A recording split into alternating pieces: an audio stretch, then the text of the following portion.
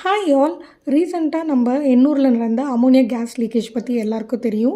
அப்படி ஒன்று நடந்துச்சுன்னா நம்மளே எப்படி காப்பாற்றிக்கணுன்றதுக்காக டாக்டர் சொல்கிறது கேட்கலாம் வாங்க. ஸோ அதை நீங்க இன்ஹேல் பண்ணீங்கன்னா உங்களுக்கு ரெஸ்பிரேட்டரி சிஸ்டம்ல பர்ன்ஸ் வரும். கண்ணில் பட்டுச்சுன்னா அங்க பர்ன்ஸ் அண்ட் தோல்ல பட்டாலும் உங்களுக்கு இரிட்டேஷன் ஆகி பர்ன்ஸ் வரும். ஸோ அமோனியாவோட கான்டாக்டை அவாய்ட் பண்ணணும். First step evacuate. அந்த இடத்துல இருந்து நீங்க கிளம்பிடணும். அமோனியாக்கு ஒரு பஞ்சன்டான ஸ்மெல் இருக்கிறதுனால நம்மளுக்கு ஃபர்ஸ்டே தெரிய வந்துரும். ஆனா நிறைய கேஸஸ்க்கு தெரியாது. அதனால ரெண்டாவது பாயிண்ட், கேஸ் லீக்கேஜ் வந்துச்சுன்னா மாஸ்க் இருந்தா மாஸ்க் போட்டுக்கோங்க. இல்லனா ஈர துணி வச்சு உங்க மூக்க சுத்தி கட்டிக்கோங்க. இது கான்சென்ட்ரேஷன் ஆஃப் த கேஸ் உள்ள போறத கம்மி பண்ணும் அண்ட் பாடியவும் ப்ரொடெக்ட் பண்ணிக்கோங்க. மூணாவது, நீங்க திரும்பவும் போய் ரெஸ்கியூ பண்றீங்கன்னா அப்போ சாதா மாஸ்க் பத்தாது, ஒழுங்கான கேஸ் மாஸ்க் நீங்க போட்டுட்டு போங்க. ஏன்னா கான்சென்ட்ரேஷன் இன்க்ரீஸ் ஆச்சுன்னா உங்க ரெஸ்பிரேட்டரி சிஸ்டம் அஃபெக்ட் ஆகி ரெஸ்பிரேட்டரி ஃபெயிலியர் கூட வரலாம். நாலாவது, ஃபர்ஸ்ட் எய்ட்னு பாத்தீங்கன்னா ஆக்சிஜன், கிளீன் ஏர். நம்ம மூச்சு எடுக்கிற பைப் ஸ்பாசம்க்கு போயிருச்சுன்னா ஸ்டெராய்ட்ஸ் கொடுப்பாங்க அண்ட் ரொம்ப சீரியஸ் ஆயிடுச்சுன்னா வென்டிலேட்டரி சப்போர்ட் கூட தேவை. இந்த இன்ஃபர்மேஷன் உங்களுக்கு பிடிச்சிருந்தா என் சேனலை சப்ஸ்கிரைப் பண்ணுங்கள், லைக் பண்ணுங்கள்.